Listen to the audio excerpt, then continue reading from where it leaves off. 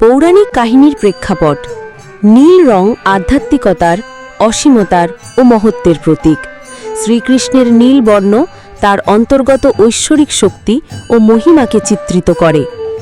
ভগবান শিব ও রামকৃষ্ণ নীল বর্ণে চিত্রিত হন, যা তাদের আধ্যাত্মিক অবস্থার প্রতিফলন। কিছু পৌরাণিক কাহিনীতে বলা হয় যে কৃষ্ণ যখন শিশু ছিলেন তখন পুতনা নামে এক দানবী তার বিষাক্ত দুধ পান করাতে চেয়েছিল। কৃষ্ণ সেই দুধ পান করার পর তার ত্বকে নীলাভ আভা দেখা দেয়। অন্য একটি কাহিনীতে বলা হয় যে যমুনা নদীতে বাস করা 5 মাথাওয়ালা সাপের বিষক্রিয়ার কারণে কৃষ্ণের ত্বকে নীলাভ রঙের পরিবর্তন ঘটে। শ্রীকৃষ্ণের নীল বর্ণ তার আধ্যাত্মিক শক্তি ও মহিমার প্রতীক। নীল রং আধ্যাত্মিকতার, অসীমতার ও মহত্বের প্রতীক। শ্রীকৃষ্ণের নীল বর্ণ তার অন্তর্গত ঐশ্বরিক শক্তি ও মহিমাকে চিত্রিত করে।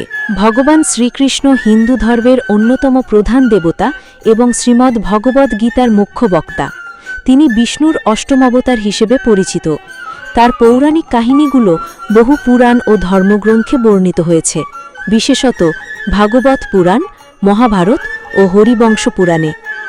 কুরুক্ষেত্র যুদ্ধে অর্জুন যখন যুদ্ধ করতে দ্বিধাবোধ করছিলেন, তখন কৃষ্ণ তাকে ধর্ম, কর্ম, আত্মা, ভক্তি এবং মোক্ষ সম্পর্কে উপদেশ দেন, যা শ্রীমদ্ ভগবদ্ গীতা নামে পরিচিত।